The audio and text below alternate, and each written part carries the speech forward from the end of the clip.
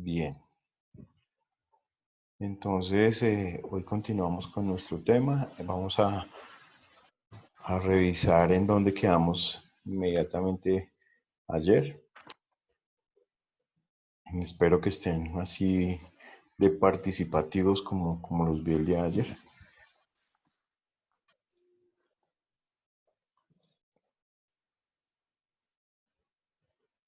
Bien. Bueno, esta parte ya la revisamos.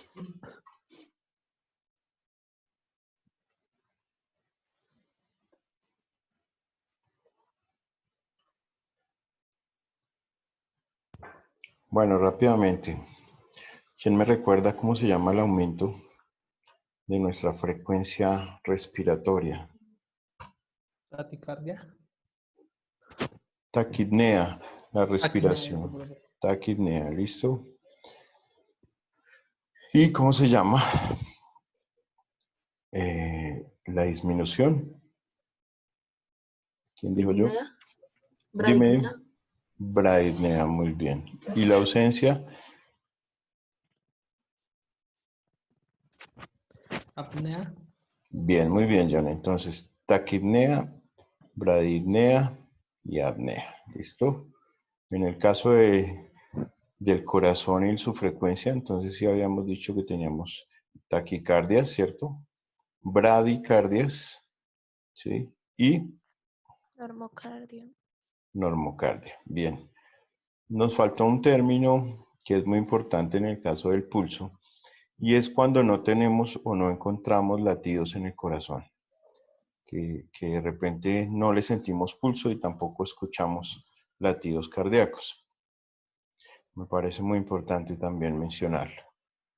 Entonces, a la ausencia de los latidos,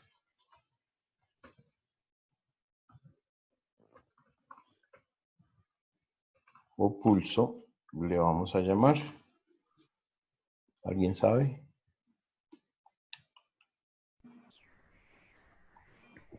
No es muy común el término, entonces no es obligatorio que lo sepamos. Se llama asistolia.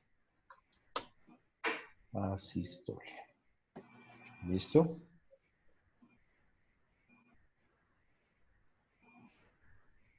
La asistolia aún no es igual a muerte. Bueno, porque un paciente que se encuentre en asistolia, de repente lo podríamos recuperar haciendo nuestras maniobras de resucitación cardiopulmonar. ¿Listo? Entonces, hasta el momento cuando lo encontramos, es un paciente con asistolia, pero durante el proceso de nuestros primeros auxilios, de repente podríamos recuperarlo. ¿Listo? Si definitivamente después de el tiempo requerido para la reanimación no se logra, entonces ya estaríamos hablando de una hora del deceso, que es diferente. ¿Queda claro? Bien. Perfecto, continuemos. Bueno, habíamos hablado de fiebre, ¿cierto? Habíamos hablado de febrícula, habíamos hablado de hipotermia y cuando está normal, que es normotermia o normotérmico. ¿Listo? ¿Cuáles son los valores normales de 36.5 a 37.5? De 37.5 a 38 es febrícula, por encima de 38 y hasta 40 es fiebre, y por debajo de 36 a 36.5 es una hipotermia. Bien. ¿Cuál es el mejor medicamento para la fiebre, muchachos?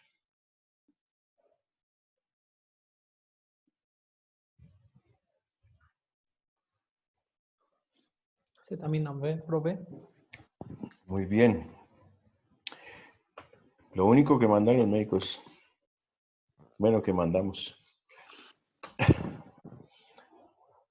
el acetaminofén. Pero realmente es lo mejor que se han inventado. Bueno, Es un medicamento que se consigue de venta libre. Es un medicamento que no es costoso. Es un medicamento que aparte de bajar la fiebre, mejora el dolor, que no tiene tantas contraindicaciones para su uso. Bueno, entonces es un medicamento excelente. Acetaminofén es la molécula, ¿cierto? Es su compuesto químico original o su base. Pero pues ustedes lo pueden encontrar en muchas presentaciones, dependiendo del laboratorio que lo fabrique, ¿cierto? ¿Cuál es el laboratorio que más comúnmente hace el acetaminofén que conocemos o que consumimos? Bayer. ¿Cuál es la presentación del acetaminofén de Bayer? Circulito. El Dolex. ¿Y si es de Bayer? A ver. Ah, no te escuché. Bueno, No, no. no era conmigo. Bueno, el Dolex. Bien.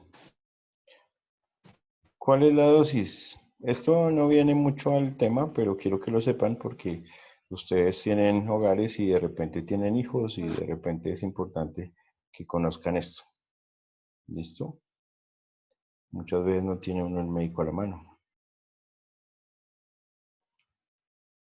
15 miligramos por kilo de peso. ¿Listo? Dividido en 3 dosis o en 4 dosis.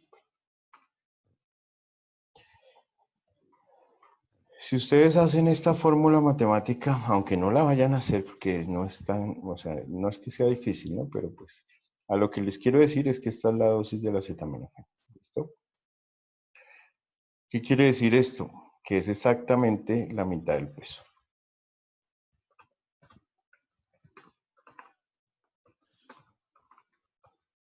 En centímetros cúbicos.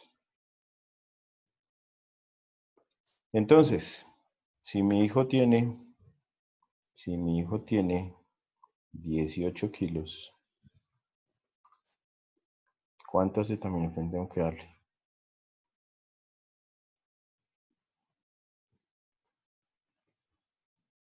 ¿Quién dijo yo?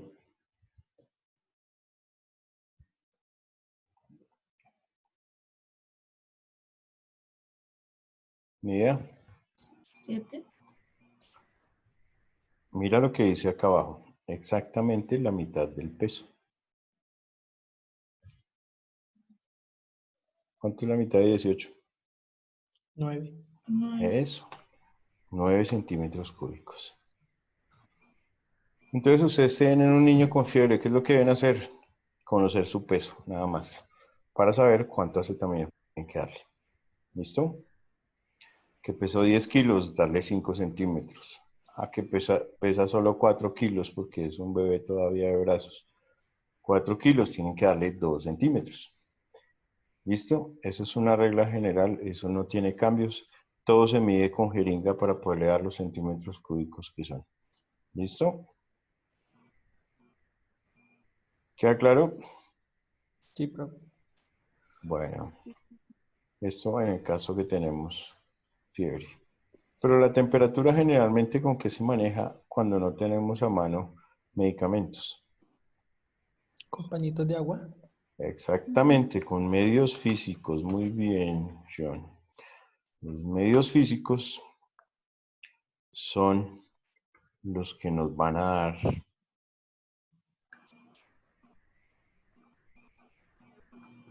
eso. Entonces, pañitos de agua tibia.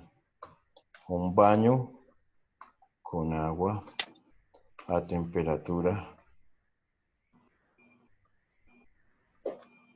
ambiente. No, más bien a una temperatura corporal. Tibia a caliente. Nunca fría, bueno.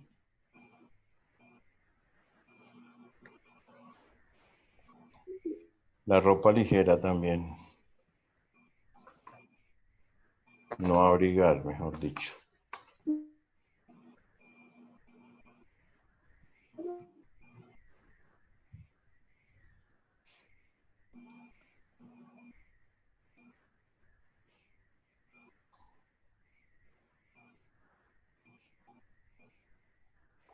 Bien.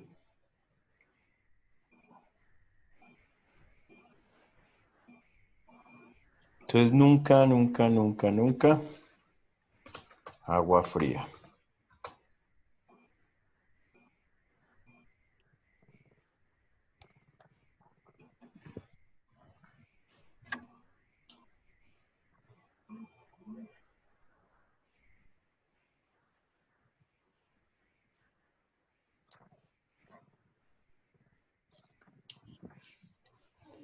Perfecto. Bueno, vamos borrando aquí. Y continuamos. Ya hablamos de la presión arterial, hablamos de normotensión, de hipertensión y hablamos también de hipotensión, ¿cierto? ¿Cuál es el síntoma principal? Miren que algo pasa con la tensión arterial alta y es que ella no nos da unos síntomas muy marcados. Entonces, imagínense que en la hipertensión arterial a veces el único síntoma es algo que se llaman los tinnitus. ¿Quién me dice que es un tinnitus?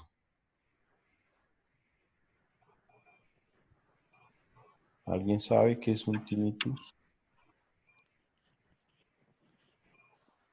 Ni idea, profe. No, ni idea. Bueno, un tinnitus es un pito en el oído.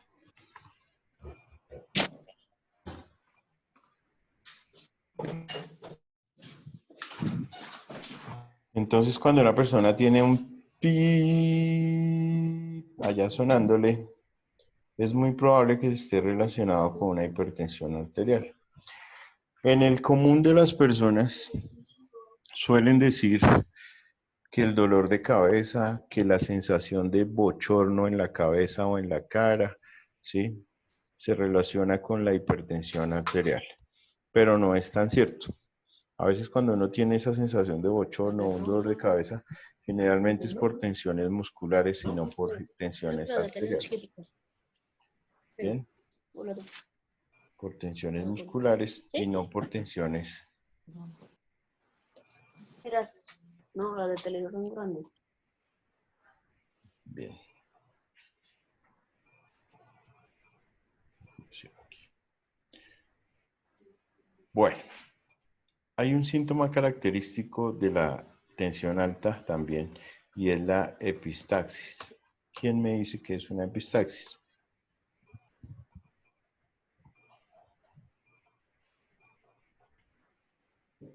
Bueno, la epistaxis es sangrado nasal. Ese es nuestro término médico. Sangrado nasal.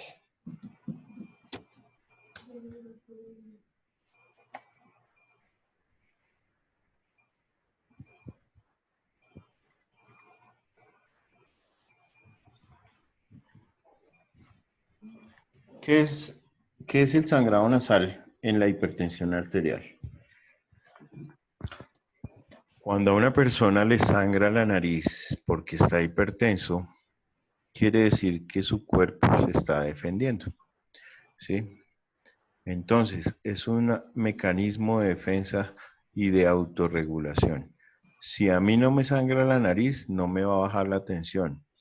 Y como el paciente no se ha tomado un medicamento para que le ayude en ese proceso, pues el mismo cuerpo trata de aliviarlo buscando esa manera de hacerlo, sangrarle la nariz. ¿Listo? ¿Qué pasa si no le sangra la nariz? Le puede sangrar un vaso en el cerebro. ¿Han escuchado hablar de eso? Una hemorragia cerebral o un evento cerebrovascular o una trombosis cerebral hemorrágica, lo que llaman el ECV. ACV o también llamado ECV. Cualquiera de los dos sirve. Accidente cerebrovascular o evento cerebrovascular.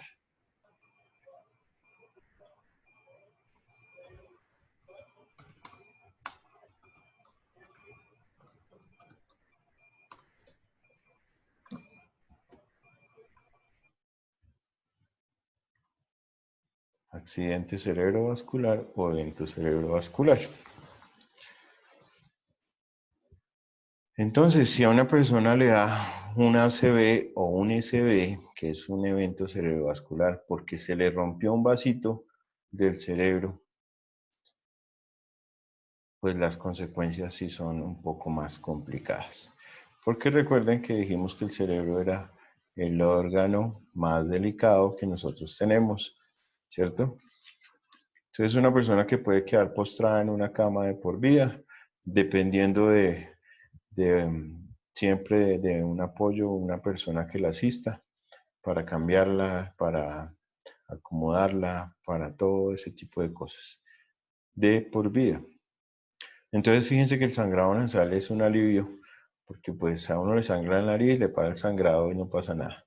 Pero si el sangrado es más arriba, si el sangrado no es del nasal, sino en las arterias del cerebro, se complica la cosa. Fíjense que si nosotros tratamos de mantener una tensión arterial adecuada, pues es una cosa buena en razón a que nos vamos a evitar dolores de cabeza. ¿Saben cuánto vale el tratamiento mensual de una hipertensión arterial con medicamentos de una farmacia? 3.000 pesos. 3.000 pesos vale el tratamiento para un mes. ¿Les parece costoso? No, profe. No, ¿cierto? No. Y hay personas que esperan hasta que no, pero si no me dan cita en la EPS, ¿cómo hago yo? Y les vale más el bus para llegar a la IPS. Entonces, no, muchas veces es una cuestión de que pues es el cuerpo de uno y uno es el que tiene que controlar ese tipo de cosas, ¿sí? Obviamente que uno paga por un servicio, pero muchas veces, de acuerdo a cómo se dan las cosas, no puede acceder uno a esos servicios. Uy, ¿quién tiene el micrófono abierto? Xiomara, ya lo apagamos. Bueno, hasta aquí vamos bien. Listo, vamos a bloquear un momentico, a borrar ya esta información. Entonces, fíjense lo importante de la hipertensión. La hipertensión alta puede terminar en eventos cerebrovasculares que pueden ser irreversibles, ¿sí? No se vayan a confundir cuando yo les hablo de trombosis, porque también a veces no es que se rompa la arteria, sino que se tapa. Eso es otra cosa diferente. Y esa muchas veces sí se puede recuperar en algo el paciente, porque no es sino destapar esa arteria, la sangre vuelve a fluir y a veces el oxígeno que llega alcanza a recuperar algunas células y podría mejorar en algo o en mucho nuestro paciente. Bien. La valoración secundaria. Entonces, muchachos, ya cuando recuerdan ayer hablamos de valoración primaria, que era revisar el ABCDE de la reanimación, ¿se acuerdan? La vía aérea, ver que escuchar con el oído que si hay una entrada y salida de aire por la nariz o la boca, ver cómo se expande el pecho, que si le está entrando aire, revisar la circulación, revisando el pulso, que teníamos ciertos sitios anatómicos para el pulso, que era el radial, el braquial, el carotídeo, el femoral, ¿cierto? Lo del déficit neurológico, revisar el estado de conciencia, aplicar la escala de Glasgow y exponer al paciente. Ya una vez habíamos hecho eso, sí pasábamos a la valoración secundaria. Revisar fracturas de miembros o de la columna vertebral. Golpes recibidos en la cabeza, en el tórax, en el abdomen y o espalda que puedan producir hemorragias internas. Fíjense que todos los sangrados no necesariamente son externos y los podemos ver. Hay sangrados internos que no nos están dejando, obviamente, evidenciar a la vista porque no hay una lesión externa, sino es producto del mismo golpe que esté sangrando alguna víscera y puede ser peligroso. ¿Cómo nosotros nos damos cuenta de un sangrado interno? Pues por los signos vitales. Si se está poniendo hipotenso, y se está poniendo taquicárdico y se está poniendo pálido, es porque está perdiendo sangre. ¿Listo? Esa triada. La pérdida de sangre se mide por una tríada. Aquí lo vamos a poner. Tríada de la hemorragia. ¿Cuál es? Palidez, pulso acelerado e hipotensión.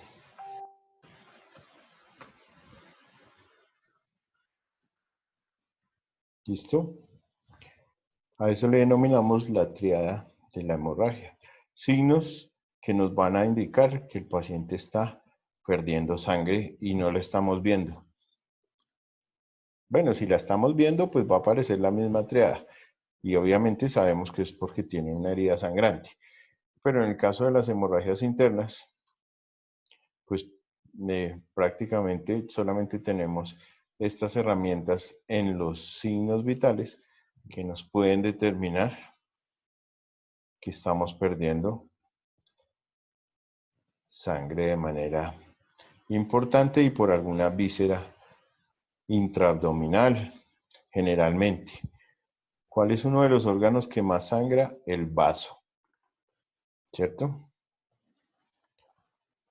El vaso es un órgano que sangra mucho y que generalmente termina siendo extirpado porque no da tiempo de recuperarlo. Entonces es tanto el sangrado que es mejor sacarlo o extraerlo. Bueno, bien. Vamos a... Ya todos tomaron nota de estos, de la tríada de la hemorragia, ¿cierto? Sí. Sí, señor. Bien. Lesiones, contusiones, quemaduras, dolor, etcétera. Ya todo eso hace parte de nuestra valoración secundaria. Fíjense la posición que tiene nuestro paciente al momento del inicio de nuestra valoración. Ya vamos haciendo el ABCDE de la valoración.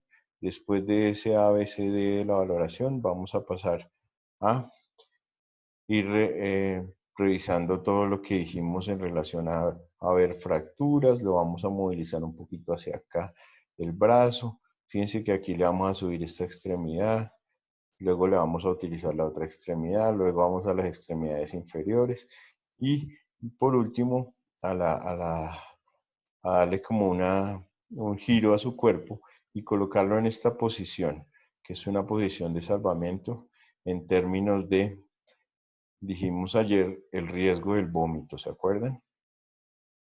Que un paciente vomite en esta posición número 1, pues puede significar que ese contenido gástrico que está tratando de ser vomitado se vaya hacia los pulmones y a eso se le conoce como una broncoaspiración.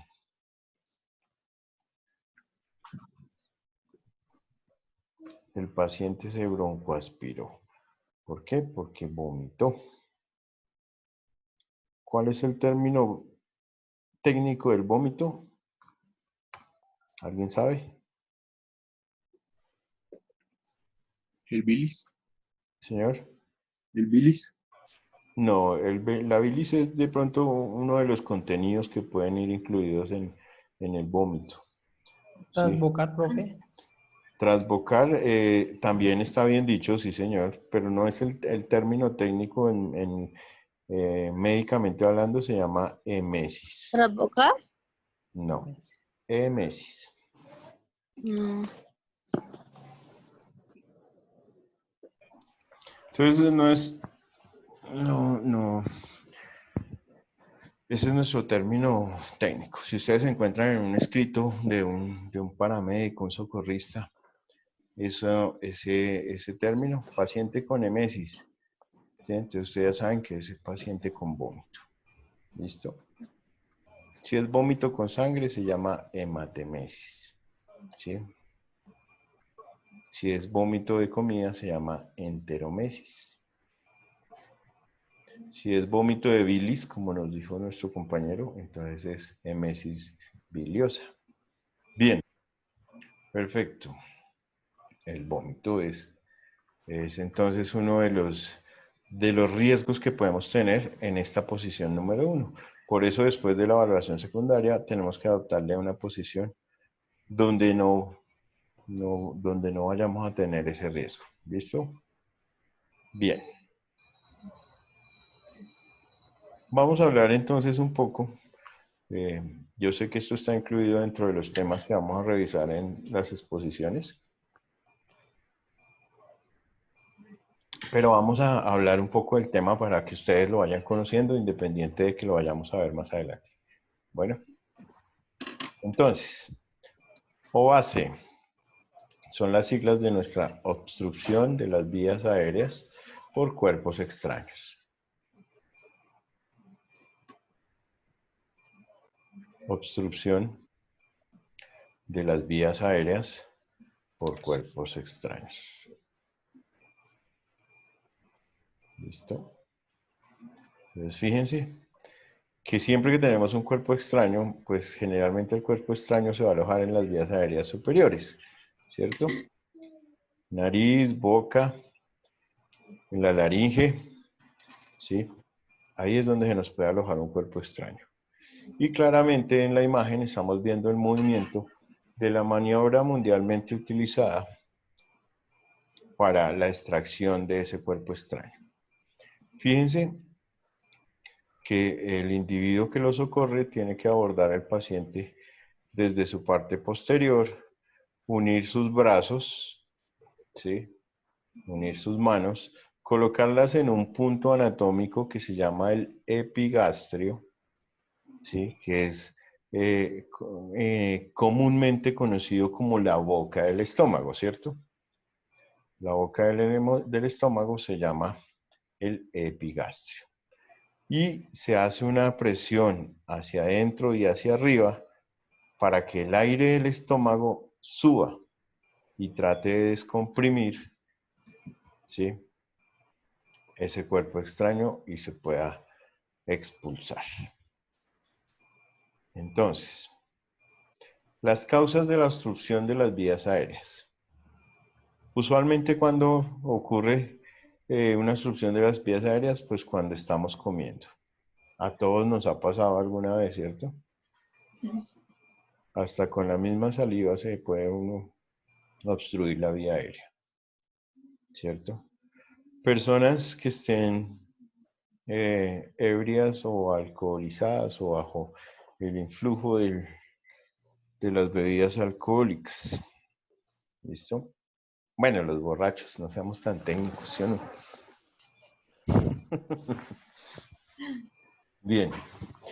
Los ancianos con dentaduras postizas, las removibles, ¿cierto? Porque ese tipo de dentaduras en algún momento pues pueden irse hacia la parte posterior de la cavidad oral y generar una obstrucción.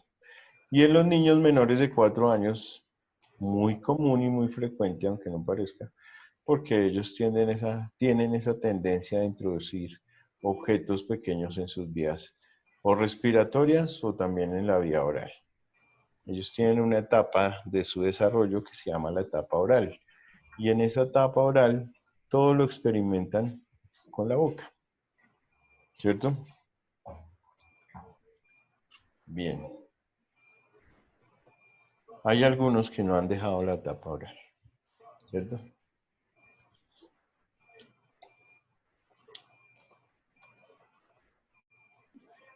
Bien. Perfecto.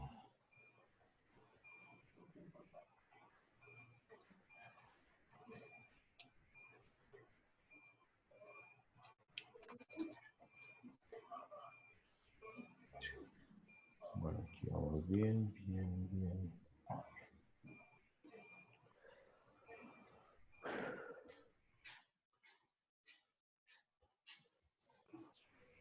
Bueno, continuemos.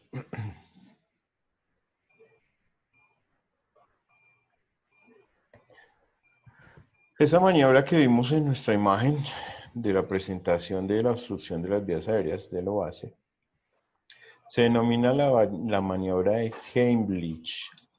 Heimlich. Entonces, mediante la presión ejercida por los dos puños, el diafragma se eleva y provoca la expulsión del aire residual que albergan los pulmones. Entonces, no solamente es el contenido de aire que tenemos en el estómago, sino en los pulmones también vamos a tener cierta cantidad de aire y lo vamos a provocar la expulsión del mismo haciendo esta maniobra de Heimlich.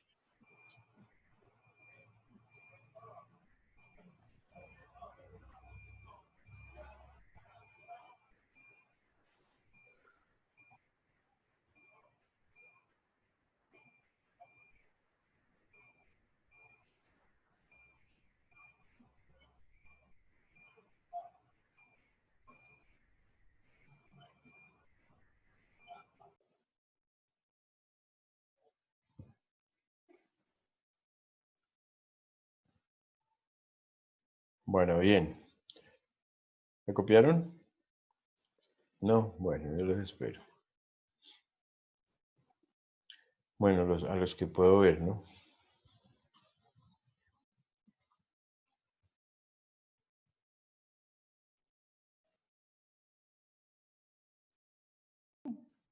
Una pregunta, pero con esta maniobra, cuando suelen fracturarse o no sé cómo se dice el otro, de las costillas, ¿es por qué? Porque se hace mucha presión.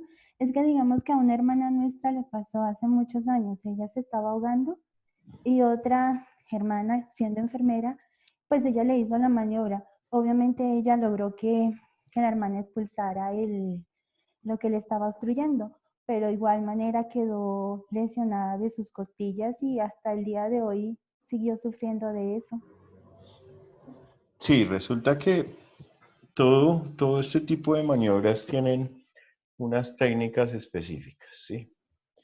Y hay algo muy importante y lo vimos ayer, y es en relación a, a la tranquilidad que debe tener la persona que está pues haciendo las veces de socorrista. Cuando desafortunadamente a quien le corresponde realizar las maniobras es un familiar directo del paciente o de la víctima, pues es muy difícil tener o llegar a ese punto de equilibrio mental, ¿cierto? Porque pues está viendo en riesgo no a un extraño, sino a un familiar, ¿sí? No es que la maniobra haya ejercido, de repente la maniobra está bien hecha para que no se presenten, digamos que esas secuelas, ¿sí? Por esa mala praxis. Seguramente por su afán de recuperarla, le hizo mucha presión y pues en la parte baja del tórax tenemos unas costillas que se llaman falsas o flotantes. Y pues ellas no se agarran de nada, sino solamente del esternón, ¿sí? Y esas costillas pues son muy vulnerables a una mala fuerza. Y seguramente eso terminó provocándole o una fractura, o una fisura o una luxación, cualquiera de las tres, ¿sí? Y pues realmente es una recuperación muy dolorosa. Bueno, bien, Gracias, profe. no, con gusto. Entonces fíjense. Otra cosa muy importante es que la parte anterior de nuestras costillas, acá como se ve en la imagen, están hechas de un tejido que se llama un cartílago. La costilla, acá donde se ve de un color como hueso, es porque precisamente son tejidos óseos, son hueso. Pero cuando van a llegar a unirse a este hueso que tenemos adelante, que se llama el esternón, se convierten en cartílago y las uniones se llaman uniones costocondrales, condral de cartílago y costo de costilla. ¿Qué pasa? ¿Por qué tiene que ser cartílago? Porque este es el único sitio donde nosotros podemos acceder cuando vamos a operar un corazón. Podemos cortar cartílago y retirar esta tapa gris que se ve al frente. Si fuera solo hueso, tendríamos que utilizar, o sea, el hueso se astilla, no va a ser un corte fino, ¿sí? No es fácil romper un hueso.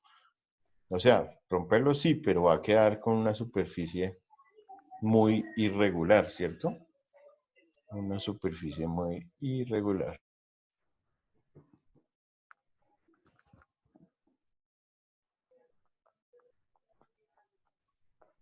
¿Listo? Ok.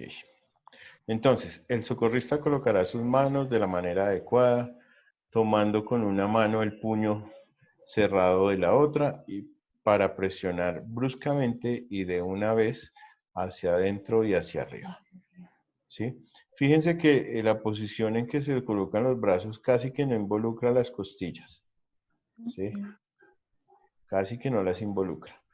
Y la presión se debe ejercer es acá directamente sobre el abdomen. Bueno, entonces en ese orden de ideas, pues la maniobra debería ser muy efectiva y poco lesiva. ¿Sí? Bien. Continuamos. Hay varias posturas, hay varias, y dependen de las situaciones en las que nos encontramos.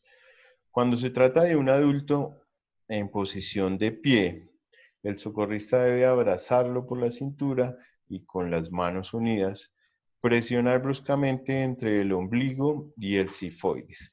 ¿Qué es el cifoides? Se los voy a mostrar aquí. Es este puntico que tiene nuestro esternón. Y si todos se llevan la mano a esa parte, van a tocarse esa saliente que tiene ese huesito en toda la boca del estómago arriba y se llama el apéndice cifoides o apófisis cifoides. ¿Listo? Entonces, él lo que va a colocar entre el ombligo y el apófisis cifoides, que es esa protuberancia que ya vimos, esa es el área donde se debe ubicar el puño agarrado con la siguiente mano, ¿cierto? Una o varias veces hacia adentro y hacia arriba. Hacia adentro y hacia arriba. Es la posición o es la maniobra bien hecha en un adulto que se encuentre de pie. ¿Listo? Maniobra de Heimlich. ¿Listo? ¿Están copiando o seguimos?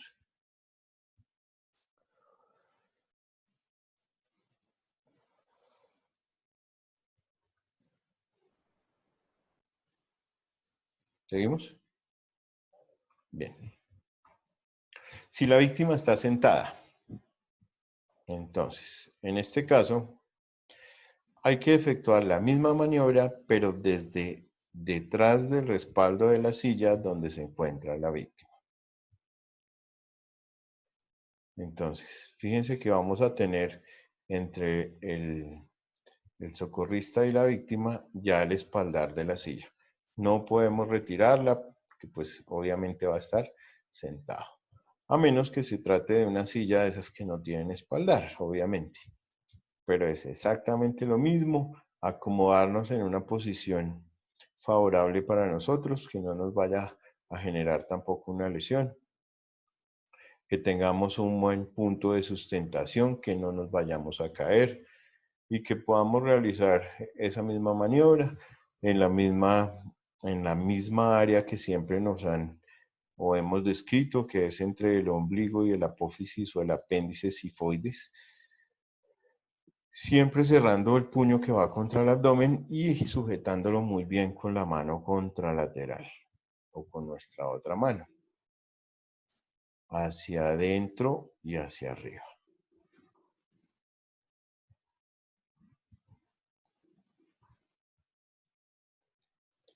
Hacia adentro y hacia arriba. Bien. Hasta aquí vamos bien, ¿cierto? Sí. Bueno, perfecto. Sí, profe. Pero ¿qué pasa si estamos solos y no tenemos un socorrista al lado, o un familiar, o alguien que sepa la técnica y la maniobra de Heimlich?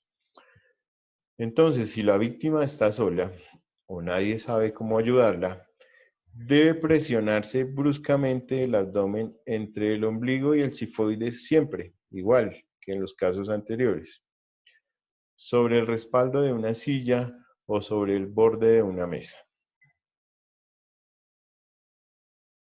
¿Listo?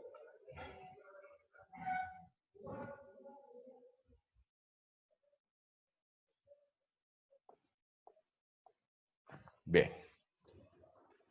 Entonces uno mismo tiene que buscar esa superficie donde le quede o donde se le facilite adoptar esta posición que vemos en la gráfica, ¿sí? Y presionar bruscamente el abdomen entre el ombligo y el cifoides, el borde de la silla o el borde de una mesa. Siempre tiene que ser complicado, ¿no? Porque una situación de estas, pues siempre va a terminar generando pánico en el paciente, ¿cierto? A nadie le gusta saberse o verse involucrado en una situación que le esté comprometiendo su integridad física. Entonces, tener como esa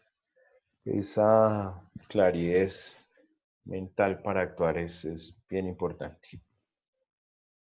Claro, hoy porque nosotros lo estamos mencionando acá, pero pues generalmente uno desconoce esto, ¿cierto? O sea, uno se atragantó y uno no piensa, ay, ven, tráeme la silla que voy a hacer mi maniobra de Heimlich. No, tal vez no, ¿cierto? Entonces, importante que lo conozcamos. De algo tiene que servir. Bien. Siguiente.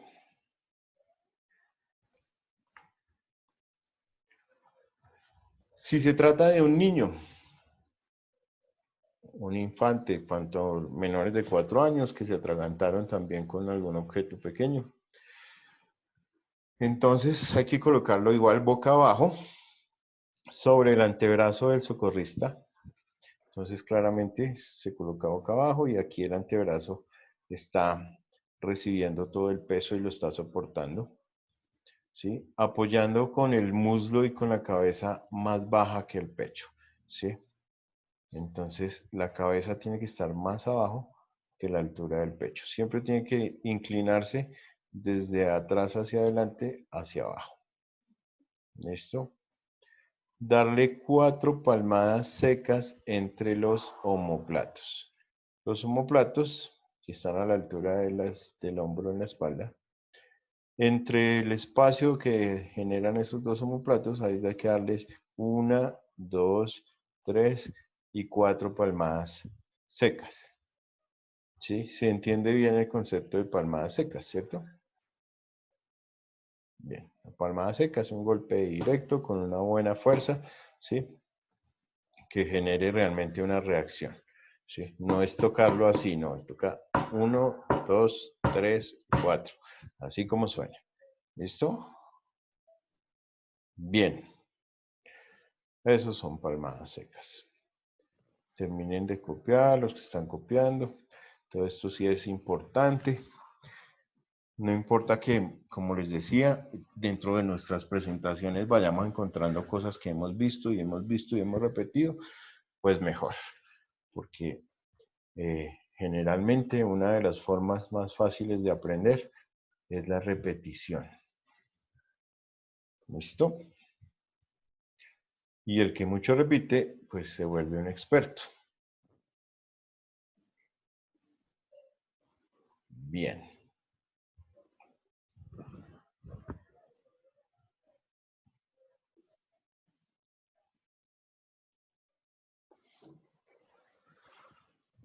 Aquí vamos ya bien, ya casi.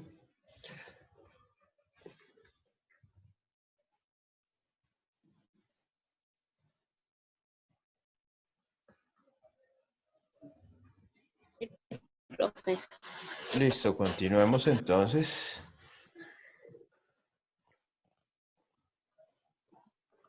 Continuamos entonces. Bien. Bueno, hasta aquí llegamos con la parte de la obstrucción de las vías aéreas por cuerpos extraños o base. Vamos a pasar a las fracturas y sus complicaciones. Vamos a hablar ciertas cositas básicas también. Recuerden que todo esto es a manera de introducción y ya llegará el momento en que veamos lesiones, fracturas, luxaciones un poco más avanzado. Cuando nosotros nos partimos un hueso, ¿sí?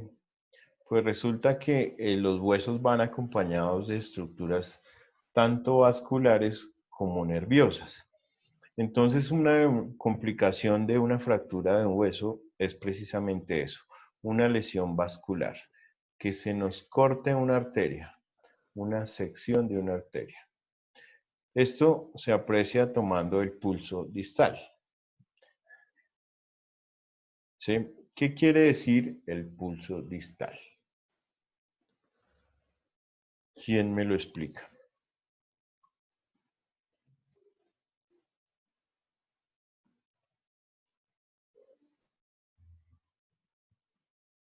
Bueno, entonces, aquí en la imagen tenemos el ejemplo de un pie, ¿cierto? Y tenemos una fractura del fémur. Y esa fractura nos derivó en la ruptura de las arterias que se encuentran inmediatamente al lado de la lesión. ¿Sí? Si se nos rompe un vasito que va bajando hacia el resto de la extremidad, pues ese pulso que deberíamos sentir aquí en la parte baja del pie, ya no lo vamos a sentir. ¿Por qué? Porque no le va a llegar la sangre que debe provenir desde esta zona. Y si lo sentimos, pues lo sentimos muy tenue en relación con los demás sitios donde podemos percatarnos de la presencia del pulso. ¿Queda claro? ¿Sí? Entonces, si el ejemplo lo tomamos en la fractura del brazo, por ejemplo, o del antebrazo, pues seguramente cuando vayamos a tomar nuestro pulso radial, que hacemos el ejercicio ayer, pues no lo vamos a sentir o lo vamos a sentir muy, muy, muy leve, muy disminuido o casi ausente. ¿Listo? Entonces, distal a la lesión. ¿Sí? Distal a la lesión quiere decir hacia la parte a donde se dirige nuestro vaso o nuestra arteria en este caso. Bien.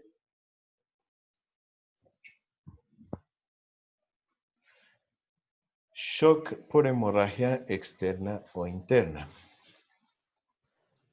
Síndrome de compartamentalización. Compartamentalización. Síndrome compartimental. Lo vamos a poner aquí para que no se nos complique tanto el término. Síndrome compartimental.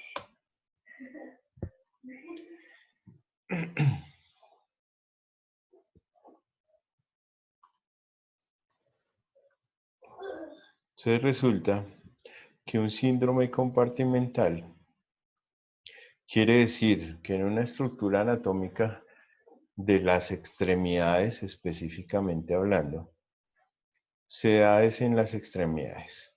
Entonces, por ejemplo, aquí se nos rompió nuestro vaso en esta fractura, pero resulta que los líquidos derivados de esa lesión, la sangre que se está regando, no está saliendo por la superficie, porque no alcanzó a abrirse a la piel, ¿sí? Nosotros podemos tener una fractura sin que el hueso salga a la piel, ¿cierto?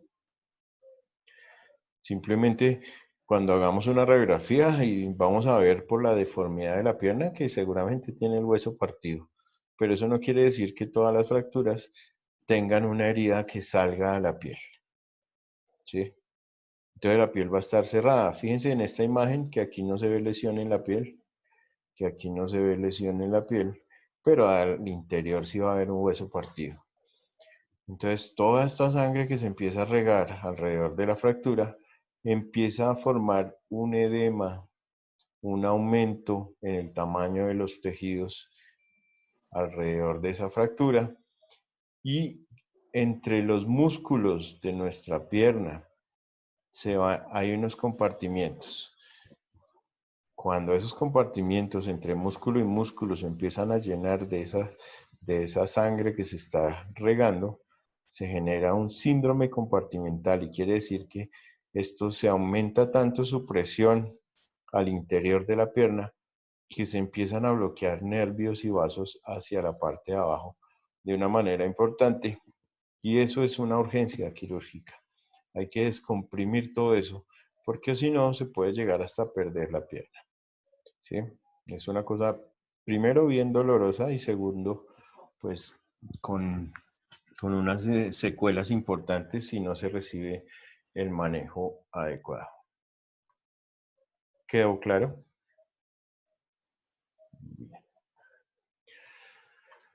¿Puede afectarse los nervios de la sección del mismo? Claro, si se rompe un nervio vamos a perder sensibilidad hacia la parte hacia donde se dirige ese nervio. ¿Sí? Entonces, recuerden que los nervios reciben sensibilidad, la llevan al cerebro, pero también generan una acción en cuanto a su movimiento, o sea, sensibilidad y motricidad. Las dos se pueden ver afectadas. Y se pueden generar también infecciones secundarias en fracturas expuestas. Las fracturas expuestas sí ya son las que se abren camino por la piel y llegan hasta el ambiente o la zona externa de nuestro cuerpo. Entonces ya vemos es el hueso salido, la astilla del hueso. ¿Sí? Y pues una herida abierta en contacto con el medio ambiente, pues es muy susceptible de que se nos infecte, porque pues no vamos a tener una herida limpia, ¿cierto? Generalmente son heridas contaminadas, sucias, contaminadas. Bueno, las quemaduras. Ya también en algún momento vamos a tener nuestra exposición y presentación por parte del alumno y por parte del docente de las quemaduras. En las quemaduras hay que dividir las quemaduras según los grados de la quemadura. Ustedes conocen y han escuchado de repente que las quemaduras son grado 1, grado 2 y grado 3. Eso no es en relación a lo que abarca en la superficie del cuerpo. O sea, si nosotros nos quemamos todo el cuerpo, por ejemplo, con el sol, porque nos fuimos de paseo y solamente utilizamos nuestro traje de baño, por ejemplo, podemos recibir una quemadura en todo el cuerpo, tanto en la parte anterior como posterior, si nos expusimos mucho al sol, ¿cierto? Sin embargo, puede seguir siendo una quemadura grado 1, aunque nos hayamos quemado prácticamente toda la superficie corporal. Entonces, los grados de las quemaduras no se miden por cuánta parte del cuerpo nos quemamos, sino por la profundidad hacia el interior. ¿Ya?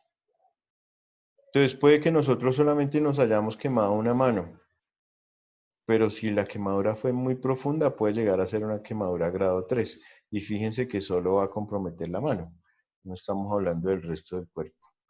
¿Ya? Mientras que fíjense que aquí nos podemos quemar todo el cuerpo con el sol, pero puede llegar a ser una quemadura grado 1 porque no compromete sino la capa más superficial de la piel, o sea, la epidermis. La dermis. ¿Listo? Hay algo que se llama en la tabla del 9, que ya nos las va a explicar nuestro alumno que vaya a explicar las quemaduras. Pero básicamente tiene que ver con zonas del cuerpo que se dividen en porcentajes. Entonces, una pierna equivale al 9%, la otra pierna al 9% en sus caras anteriores, en sus caras posteriores al 9%, un brazo más otro brazo, 4.5 cada uno, las dos van a sumar 9%, el área genital 1%, el tórax en su parte anterior 9%, en su parte posterior el 9%, la cabeza otro 9%, ¿sí? Se llama la regla del 9 para quemaduras o la tabla del 9 para quemaduras. ¿Listo? ¿Cuáles son los agentes causales más comunes en una lesión por quemadura? Entonces, la más frecuente, pues es la exposición solar, ya la mencionamos, ¿cierto? La exposición al sol. Agua, el agua caliente, casi siempre es de manera accidental, cuando se dejan hirviendo en la cocina generalmente, ¿cierto? aceites calientes, cuando estamos cocinando. Son accidentes generalmente del hogar. El fuego, que ya es otro tipo de agente lesivo, obviamente las quemaduras por fuego, puede ser simplemente con un fósforo, una vela, ¿sí? Con un piloto encendido de una estufa. Y muchas veces ya más grave, pues cuando estamos en un incendio o algo similar. Los químicos. Los químicos son agentes que pueden llegar a ser muy lesivos, ¿sí? Hay ciertas sustancias que tienen ciertos químicos a los cuales nosotros podemos hacer alergias y generar quemaduras, hasta a veces con medicamentos, ¿sí? La electricidad.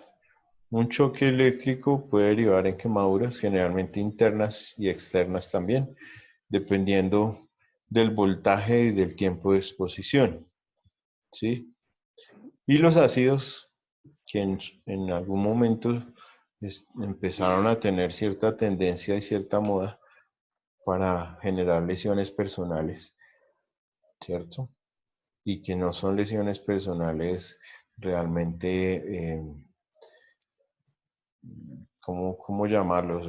Realmente están generando o estaban generando unas secuelas súper importantes. Una quemadura con ácido es de lo peor que la gente se puede inventar para atacar a otra persona, ¿sí? Destruyen cualquier órgano que cogen a su paso. Y pues eso es bien complicado. Bien. Hasta aquí todos ya copiaron, van al día, ¿cierto? Bien. Bueno. Entonces fíjense que una quemadura de primer grado se caracteriza porque se lesiona solamente la capa más superficial de la piel. La capa más superficial de la piel es la epidermis. Su lesión se caracteriza por ser eritematosa, quiere decir que coge un rojo, una lesión rojiza sobre la piel. A eso se le llama un eritema o un enrojecimiento. Y es dolorosa, obviamente. Bueno, entonces cuando nos quemamos por exponernos al sol o cuando tenemos alguna sustancia química que nos puede derivar una irritación y una quemadura sobre la piel, eso es lo que vamos a presentar. Pero fíjense que solamente nos va a afectar la primera capa o la capa más superficial que recubre nuestra piel y que se llama la epidermis. Epidermis, muy bien. Eso es una quemadura de primer grado y fíjense que la podríamos tener a lo largo de toda nuestra superficie corporal. Entonces los grados de las quemaduras no están en relación con qué tanto abarca de nuestra piel, sino qué tan profundo puede llegar. ¿Listo? Bien. En el segundo grado de una quemadura, entonces, afecta la epidermis y las capas más superficiales de la dermis. Entonces, fíjense, aquí ya afectó la capa más superficial y ya empezó a afectar la capa más interna, que es la dermis. Característica principal, la formación de ampollas o flictenas y dolor intenso. Entonces, cuando ustedes se han quemado, que les ha salido esa ampollita llena de líquido, a esa ampolla llena de líquido se le denomina una flictena. Generalmente es transparente, en algunos casos son como amarillentas. ¿Las han visto? Bueno. Las flictenas, estas ampollas que se ven aquí en esta lesión, no sé si es clara la imagen. ¿Sí? Esas lesioncitas que se van apareciendo tipo ampollas, ya se llaman flictenas, ya tienen líquidos en su interior, ¿sí? Pueden presentarse úlceras y lesiones. ¿Se recomienda o no se recomienda romperlas? ¿Ustedes qué dicen? No, profe. No. No. En muchos casos sí. En muchos casos recupera más rápido cuando uno hace algo que se llama un debridamiento. Debridar es quitar todas esas ampollas, ¿sí? y utilizar, digamos, hay algo muy bueno que se llama, y que es muy conocido, que se llama el mercurio cromo. El mercurio cromo se consigue en el mercado como mertiolate. ¿Lo han escuchado? El mertiolate. Ya casi no se usa, en otro tiempo se utilizaba más. Mercurio cromo y mertiolate. Y hay una crema para que no se infecte y ayude a cicatrizar y a mejorar más rápido. ¿Cuál será? La sulfadiazina de plata, que en el mercado se conoce como sulfaplata. ¿Tampoco la han escuchado? No, me has dicho.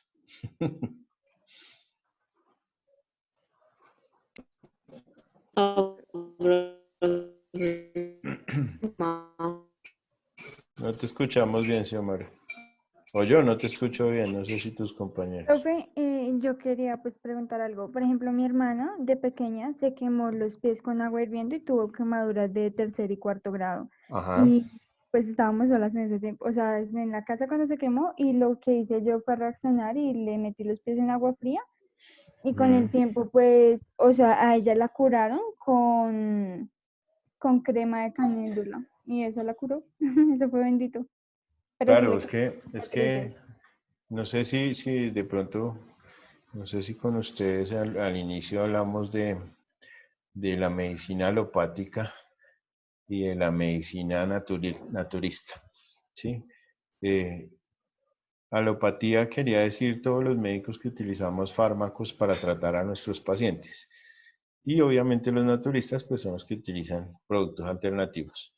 La caléndula se ha demostrado en los estudios que claramente tiene una acción antiinflamatoria y cicatricial súper importante, ¿sí?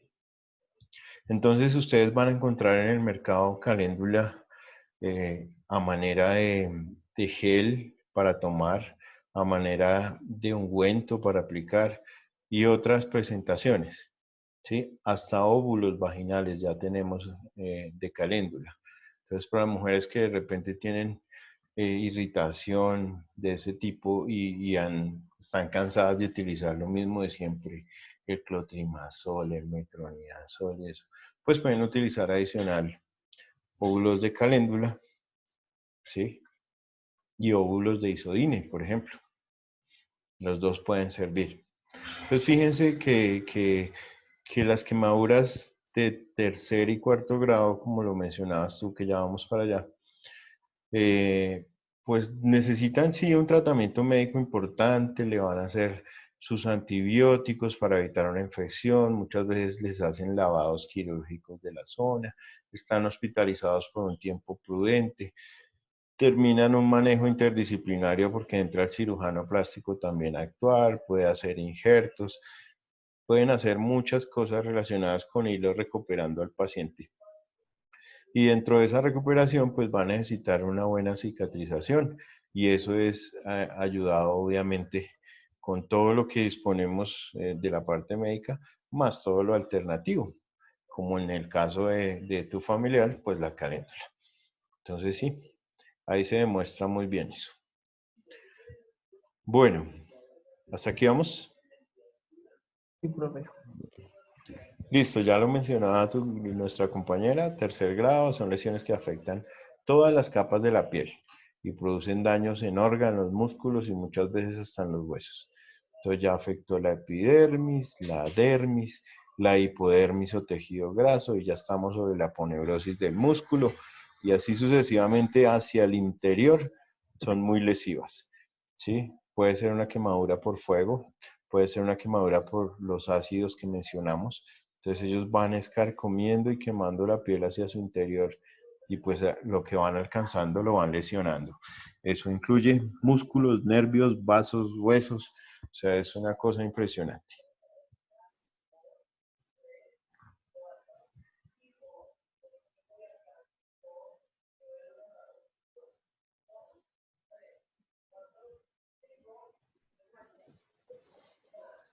Bien.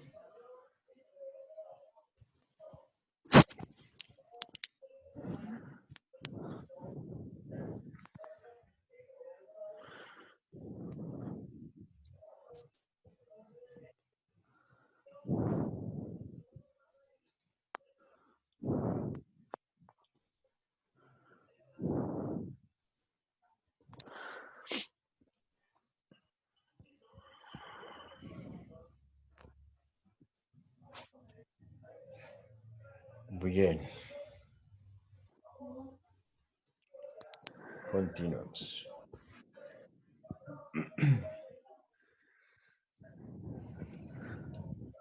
Bueno, humedecer el área quemada. Regar agua fresca sobre el área de la quemadura, pues va a aliviar en algo, pero pues todo está sujeto a muchas cosas, ¿listo? Pero pues inicialmente es una buena maniobra, ¿sí? Solamente utilizar agua fresca. Eso lo que va a hacer es contrarrestar un poco esa sensación y dar o generar un poco de alivio sobre la zona quemada, ¿listo?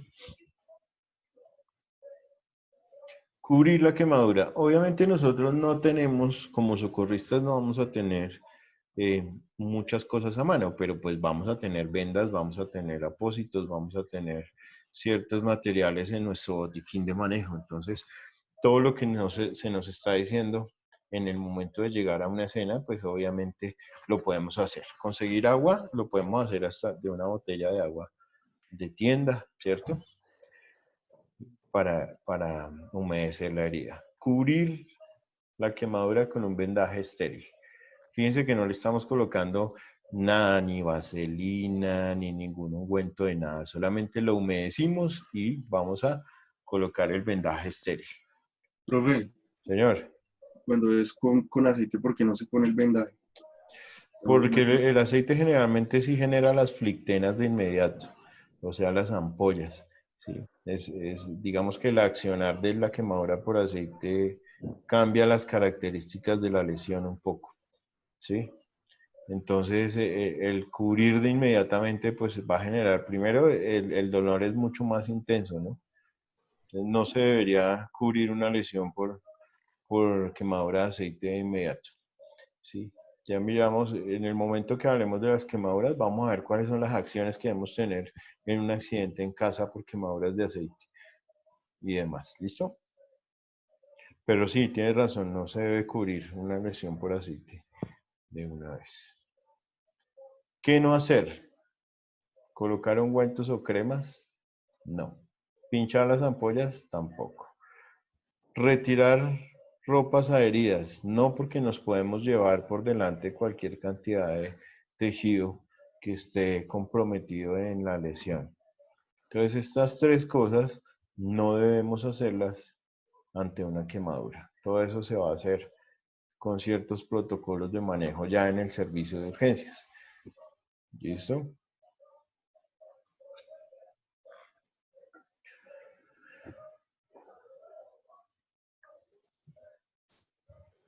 Entonces, ustedes han visto que hay muchas personas que utilizan crema dental sobre las quemaduras y pueden generar una lesión adicional. Por ejemplo, cuando hablábamos ahorita de la caléndula, digamos que la caléndula se podría usar, ¿sí? Hablamos también de la sábila, ¿la han escuchado para las quemaduras? Profe, y la mostaza. También se puede usar, lo mismo que la sábila y la caléndula, ¿sí? Pero pues, digamos que en principio, como se trata de una escena de otro tipo, ¿sí?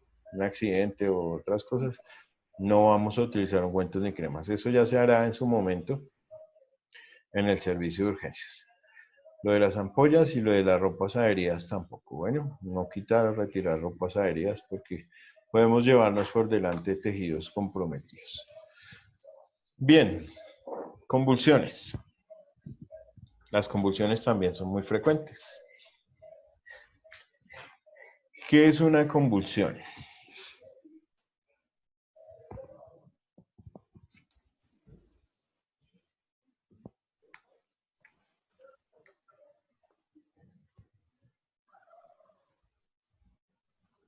Entonces, vamos a definirlo como un movimiento involuntario, tónico, clórico.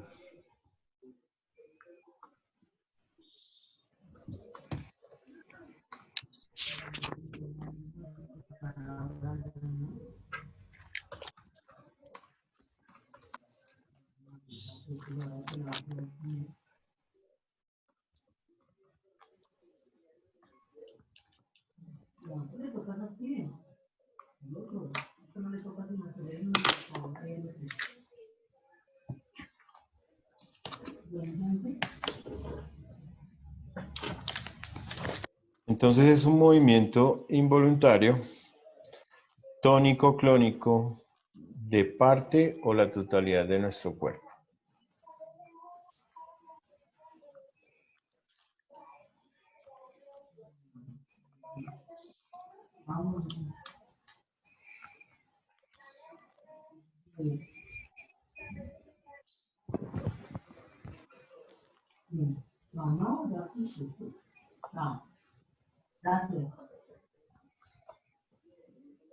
Entonces, movimiento involuntario, tónico-clónico de parte o de la totalidad de nuestro cuerpo. Esa podría ser una definición de una convulsión, ¿sí? Entonces, cuando una persona está con movimientos tónico-clónicos, esa es la definición de ese movimiento característico de la convulsión. Tónico-clónico. Ustedes lo han visto, ¿no? Que es un movimiento donde se empiezan a mover las extremidades y el cuerpo de una manera diferente. Se llama tónico-clónico. ¿Listo? O tónico-clónica, como quieran. Eso es una convulsión. ¿Ya copiaron la definición para borrarla acá y seguir en la misma diapositiva? Sí, señor. Uy, bueno. Bien.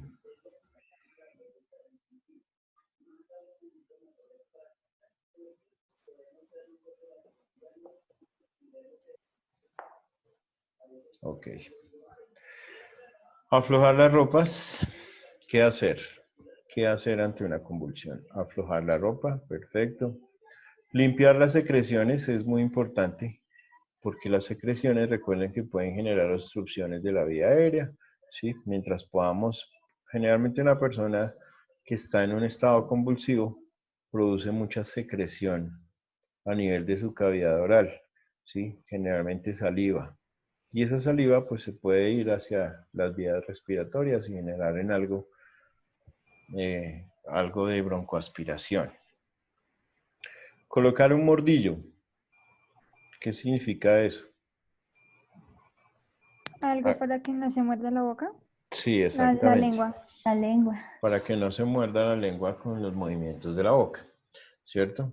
Ese mordillo pues tiene que ser algo suave, sí, que no se desarme, que no se vaya a romper y se pueda ir también hacia las vías respiratorias, que no vaya a obstruir. No puede ser nada duro porque pues le puede generar más lesión. ¿Sí? O sea, no pueden ser bajalenguas ni cosas de ese tipo. Tiene que ser generalmente un pañuelo o cosas de ese tipo. Evitar los golpes, claro, o sea, muchas veces la persona está de pie y empieza a convulsionar, seguramente va a caer al piso. Toca en lo posible evitarle un trauma más importante o un golpe más fuerte. Y si se encuentra en el piso, igual esos movimientos tónico-clónicos pueden derivar en que él se pueda estar golpeando de manera importante también el cráneo, ¿cierto? U otras partes del cuerpo. Entonces buscar la forma de que no se vaya a golpear o se vaya a hacer lesiones algo más importantes. Dejarlo dormir es importante, ¿sí? Porque pues ellos después de una convulsión entran en un estado que se llama estado postictal o posconvulsivo, ¿sí? Y ellos necesitan relajar. Fíjense que una convulsión puede derivar en secreciones, muchas veces hasta en una pérdida del control de sus esfínteres. Hay personas que durante la convulsión pueden tener de manera involuntaria también pérdidas de orina o pérdidas de heces fecales. Todo eso se puede presentar durante una convulsión. Las convulsiones menos graves son las convulsiones febriles, ¿sí? Quiere decir que la presencia de fiebre va a producir una convulsión. Bueno, entonces, la presencia de fiebre nos va a generar una convulsión. ¿Quiénes presentan convulsiones febriles?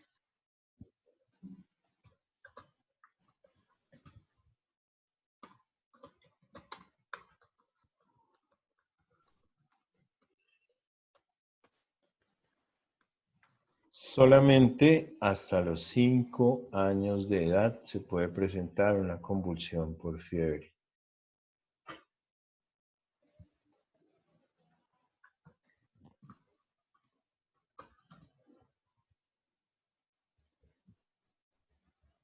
¿Queda claro? Entonces, muchachos, los que tengan hijos menores de 5 años, la fiebre es un mecanismo de defensa de nuestro cuerpo. ¿Por qué se presenta la fiebre? ¿Quién me puede decir? ¿Una infección? Sí, ¿Por virus? generalmente por infecciones, por virus. ¿Y por qué? ¿Cuál es la razón de ser?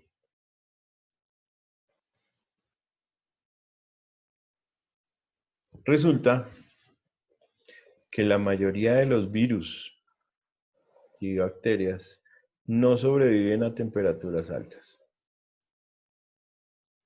Y nuestro cuerpo lo sabe. Entonces aumenta nuestra temperatura corporal como manera de ayuda a combatir ese agente que nos está lesionando. ¿Listo? Ya que es un mecanismo de defensa también del cuerpo, profe. Exactamente, la fiebre no es otra cosa sino un mecanismo de defensa. El problema es que cuando la fiebre se nos aumenta mucho, pues Ujú. aparte de ser un mecanismo de defensa, también empieza a generarnos problemas. Problemas. ¿Sí? Hay personas que deliran con fiebre. ¿Sí? Y hay niños que convulsionan. Una convulsión febril es la menos grave de todas. Puede dar 1 o 2 veces en la vida y no vuelve a dar, afortunadamente. Pero el trauma psicológico que genera en la madre o en el padre que esté con él durante la convulsión es bien complicado. ¿Ya? Profe, me pregunta, y si usted te está diciendo que es como la menos peligrosa, por así decirlo, ¿qué pasa entonces en estos niños que han sufrido una convulsión cuando niños de pronto muy pequeñitos y han quedado afectados? em, em, Claro, algunas veces, no sabría decirlo, pero no sé, yo sé que usted me entiende. sí, que quedan con una epilepsia de por vida, por ejemplo, Sí. y siguen su crecimiento y ocasionalmente convulsionan, ¿sí? Ujú. Resulta que todas las convulsiones en niños, pues no son febriles, Ok. ¿sí? O sea, la convulsión febril es la más frecuente, pero no puede ser la única causa, ¿sí? Hay personas que van a sufrir de epilepsia, ¿sí? Y van a sufrir de epilepsia porque así están marcadas genéticamente y ya tienen un marcador para ser epilépticos. Entonces van a presentar una convulsión antes de los 5 años, pues uno podría decir que pudo haber sido por fiebre, de pronto la tuvo y le dio, pero van a ser epilépticos sí o sí, con fiebre o sin fiebre, ¿ya? Es una enfermedad como cualquier otra, ¿sí? Como el que va a ser diabético, pues nada que hacer, como el que va a ser asmático, nada que hacer, y así sucesivamente, ¿sí? Entonces, eso pasa. Entonces, los medios físicos son muy importantes, muchachos, en un niño, y el acetaminofén en las dosis que les doy, ¿sí? Y ya, no nos vamos a detener mucho más aquí. Pero es importante que lo sepan.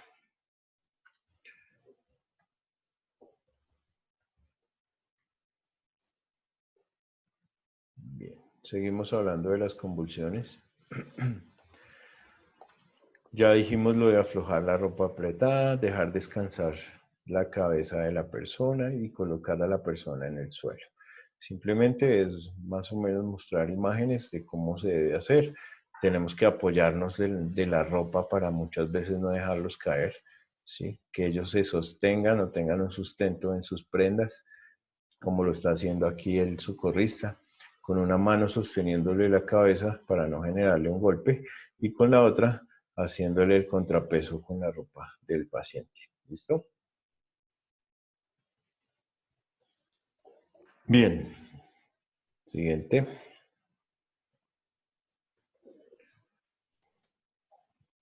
¿Qué no se debe hacer? No se debe fijar a la víctima, no se debe fijar, o sea, no la amarren, no la aprieten, ¿sí? Déjenlo suelto, ¿sí? Porque ellos pueden seguir convulsionando y necesitan ese espacio para hacerlo. Entonces, no los vayan a amarrar a una camilla de esas de transporte, que generalmente tienen esas cintillas con velcro para cumplir esa función, ¿cierto? No se debe colocar nada entre los dientes de la víctima durante un ataque, como por ejemplo los dedos. El que meta la mano allá, fijo, resulta mordido, porque ellos están con movimientos involuntarios y los movimientos tónico-clónicos involucran todos nuestros músculos que tienen voluntad. Y esos incluyen los músculos de la masticación, ¿cierto? Entonces, clarísimo eso, no meter nunca la mano. Meter un trapo, meter otra cosa, ¿sí? Pero ninguna parte de nuestro cuerpo que nos podamos lesionar. No se debe mover a la víctima. No se debe mover a la víctima, a menos que esté en peligro o cerca de algo peligroso. Bien.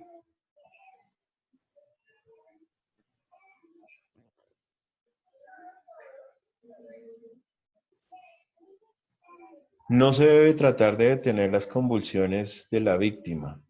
La persona no puede controlarse durante un ataque y no se da cuenta de lo que está pasando.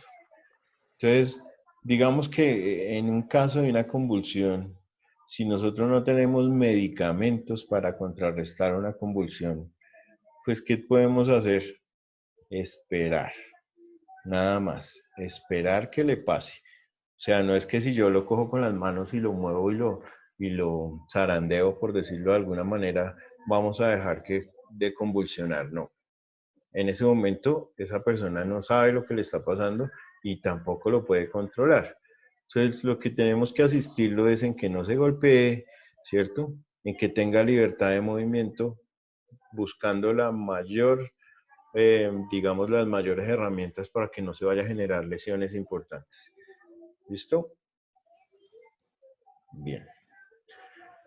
No se debe administrar nada por vía oral a la víctima hasta que hayan cesado las convulsiones y ésta se encuentre totalmente consciente y alerta. Fíjense que las convulsiones generalmente no son, o sea, no son persistentes. Una convulsión puede durar 5 hasta 10 minutos, ¿sí? Pero generalmente pasan por sí solas. En el caso de la fiebre, pues el simple hecho de bajar la fiebre mejora la convulsión, ¿sí? Entonces, una vez hayan cesado todas las convulsiones y nuestro paciente esté totalmente consciente y alerta, entonces ya podríamos darle algo de tomar, conversar y demás, lo que se les ocurra. ¿Ya todos copiaron? No, señor. Sí, Bueno, yo espero a los que dijeron que no.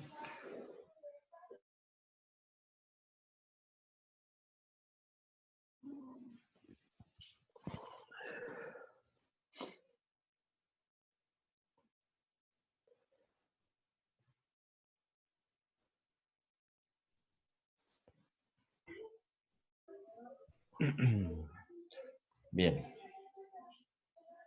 Ahora sí, todos dijeron sí. ¿Continuamos? Sí, profe. Bien, ok. Ya vamos a terminar. El transporte de los lesionados, parte importante y parte final de nuestra introducción. Parte súper importante. Entonces, cuando vamos a hablar, necesitamos hablar de los métodos para levantar a una persona. Y aquí vamos a encontrar uno muy frecuente, que es el método de arrastre. Entonces, en el método de arrastre, Se utiliza cuando es necesario retirar a una víctima del área de peligro a una distancia no mayor a 10 metros y cuando el auxiliador se encuentra solo. Entonces fíjense que el socorrista está solo, no tiene quien lo ayude, ¿sí? La víctima está en un área que le genera peligro para su integridad. Necesita correrlo por este método de arrastre, pero solamente puede hacerlo por máximo 10 metros, ¿sí? No debe utilizarse cuando el terreno sea desigual o irregular, como por ejemplo en presencia de piedras, vidrios o escaleras. O sea que necesitamos una superficie que realmente sea pues una superficie donde podamos movilizarlo sin generarle una lesión adicional. Eso queda claro, ¿cierto?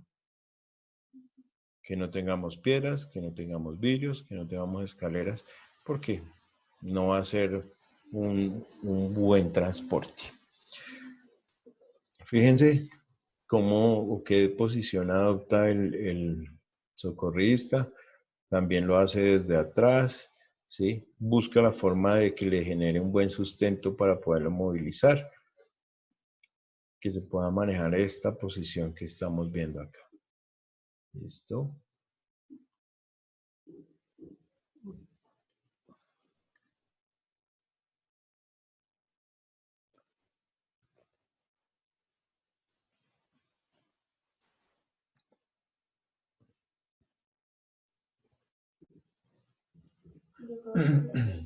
Bien.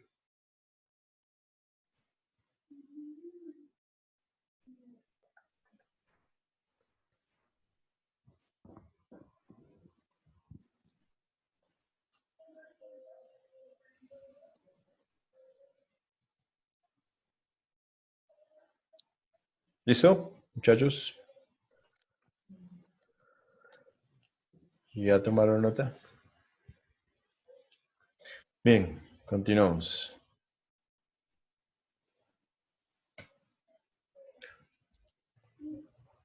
Fíjense cómo podemos hacer nosotros entre los socorristas esta maniobra para poder cargue de brazo con dos auxiliadores. Cargue de brazo con dos auxiliadores. Esta posición de nuestros brazos entrecruzados entre dos socorristas van a generar un buen sustento. ¿Listo? Y ahí podemos llevar al lesionado de la manera como lo muestra esta imagen. ¿Listo? Cargue de brazo con dos auxiliadores. Entonces, en la parte posterior, en la espalda del lesionado, pues prácticamente nos cruzamos de hombro a hombro. Las manos de hombro a hombro. Mientras que en la parte anterior, con que nos sustentemos de los antebrazos de cada uno de los auxiliadores, pues vamos a darle un buen sustento a las piernas que no van a pesar tanto. Mientras que aquí atrás vamos a tener un poco más de peso, por eso necesitamos darle mayor sustentación. ¿Listo? Siguiente. Aquí está el cargue de brazo con dos auxiliadores. Fíjense que de los antebrazos en la parte anterior, ¿sí? Y fíjense aquí atrás se genera casi hacia los hombros, dependiendo obviamente también de la estatura y de la amplitud de la espalda de nuestro lesionado. Pero es una buena forma de que podamos sostener y soportar un peso de un lesionado cuando lo trabajamos dos personas. ¿Listo? Queda claro ese cargue de brazo con dos auxiliadores, ¿cierto? Sí, señor profe. Bueno, hay que hacer el ejercicio. Si lo pueden hacer en casa y conseguir quien les colabore, pues tratan. No van a cargar a alguien muy pesado, pero hagan el ejercicio. Bien, camillas rígidas. Estas camillas rígidas son precisamente pues para transporte de lesionados de columna, por eso se hacen de esta manera, tienen que ser rígidas, sí o sí.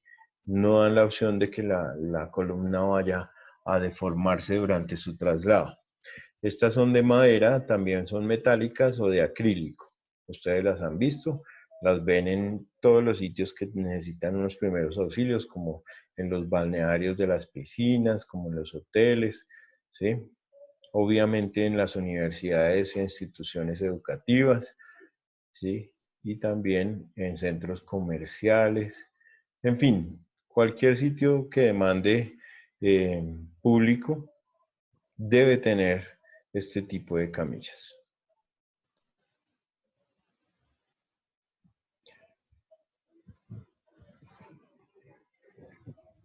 Entonces tenemos las maniobras para acomodar a nuestro paciente.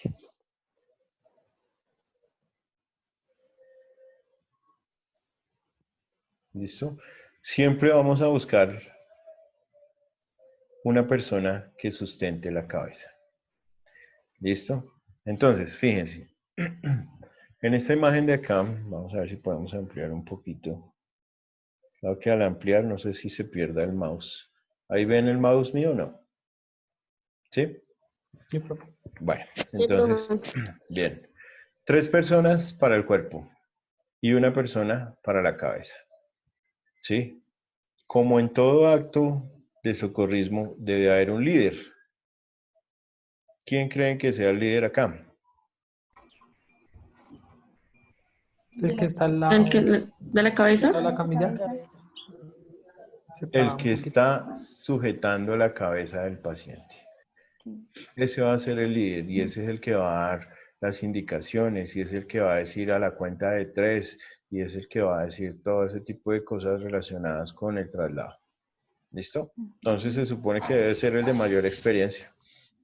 ¿Por qué? Porque él se va a encargar de la parte más importante de nuestra columna, y que es la columna cervical, donde tenemos acá en el cuello una lesión ahí, pues es gravísima porque va a afectar todo de la cabeza hacia abajo. ¿Listo?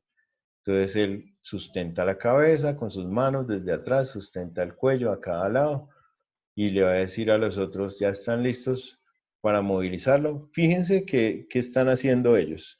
Están poniendo las manos sobre el borde derecho del paciente. Y cuando él diga 1, 2 y 3, no es que levanten el paciente, sino que lo van a girar al tiempo hacia allá. No es levantar el paciente no se levanta. Lo que se va a hacer es levantar su cuerpo desde el borde derecho del paciente hacia allá, a la cuenta de 3, y acercarle la camilla y meterla por debajo. Fíjense que aquí ya se está metiendo por debajo del paciente. Una vez tenemos la camilla por debajo, 1, 2 y 3 y lo acomodamos sobre la camilla. Y ya empezamos a fijarlo. ¿Claro? Señor profe. Listo. Perfecto. También hay camillas de lona. Estas son para transportar víctimas que no presentan lesiones de gravedad. ¿Listo? Víctimas que no presentan lesiones de gravedad. Camillas de lona.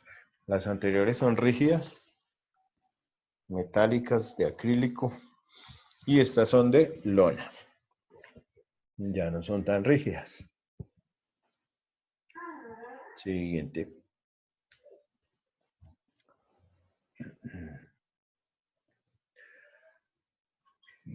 Siguiente. Fíjense por qué no se puede levantar un paciente. ¿Queda claro el concepto? Sí, señor. Entonces ahí la imagen nos muestra la columna, puede tener una lesión y si no la tiene, pues la podemos generar nosotros con un mal movimiento. Entonces lo mejor es dejarlo quietico acostado y entre todos girarlo hacia allá, meter la camilla y volverlo a girar a la posición en la que está. ¿Sí? Y eso le va a dar un eje de sustentación a la columna, teniendo 2 brazos acá, 2 brazos acá y 2 brazos acá que lo puedan movilizar. Entonces, claramente esto, no.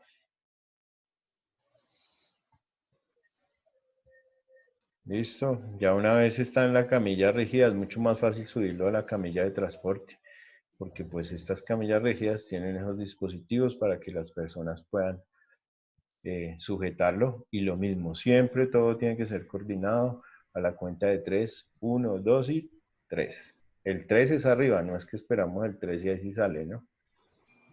¿Listo? Bien. La inmovilización cervical, cuando la tenemos, pues la usamos, es colocar almohadillas, ¿sí? Sobre que sustenten la cabeza y fijar la cabeza para que no tenga movimientos laterales de la cabeza. 10 aspectos importantes en caso de accidente. Con esto creo que terminamos ya el tema de hoy.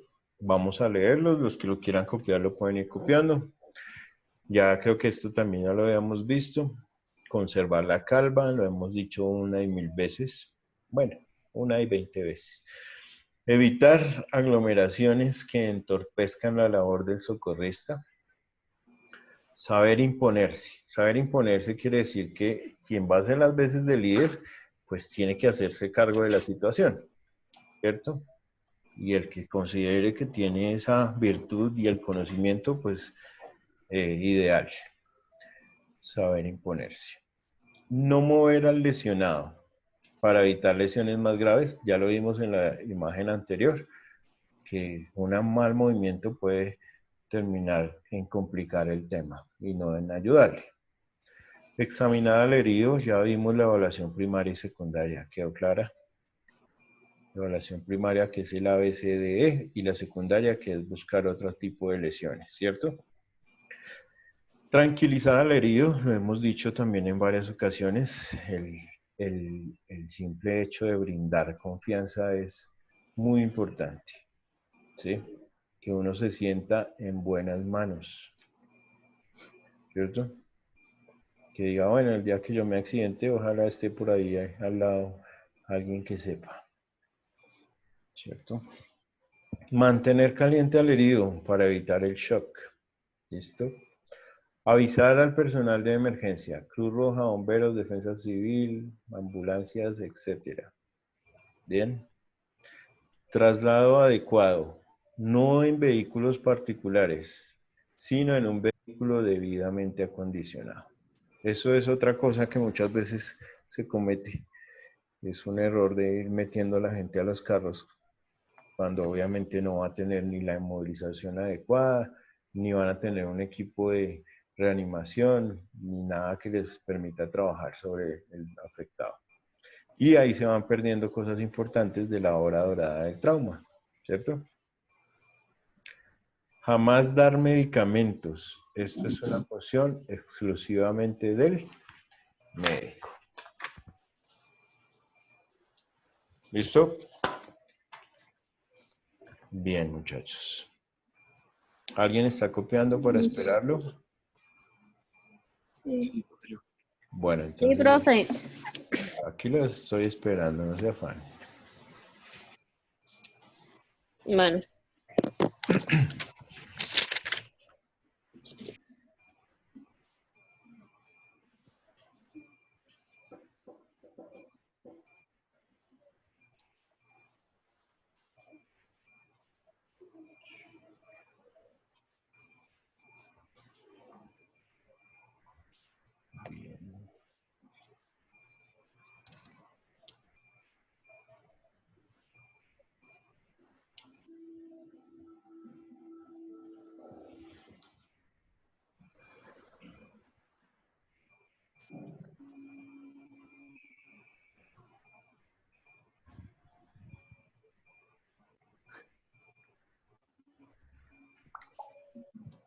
¿Eso?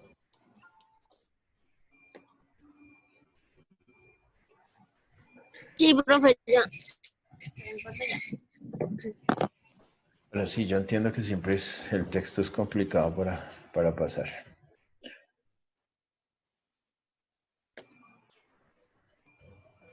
Bueno, siguiente.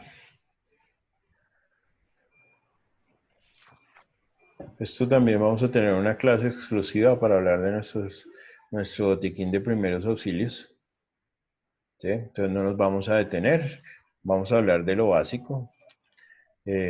Desinfectante y antiséptico, las gasas estériles, el algodón, las vendas, el esparadrapo, los apósitos adhesivos, las tijeras y las pinzas y unos guantes.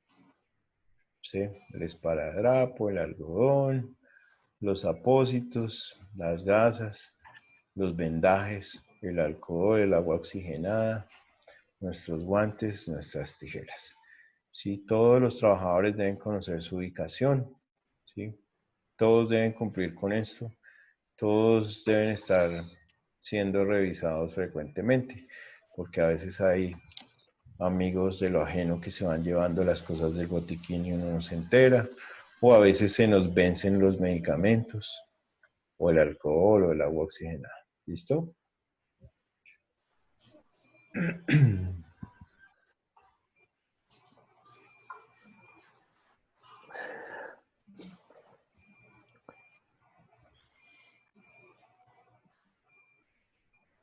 Bien.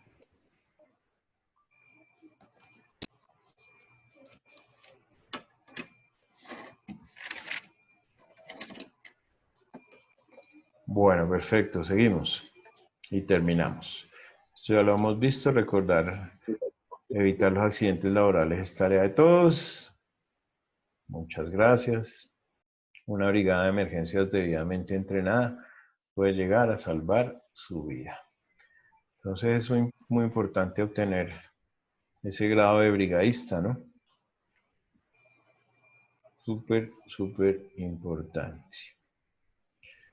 Bueno, yo creo que con esto damos fin a nuestra presentación de hoy.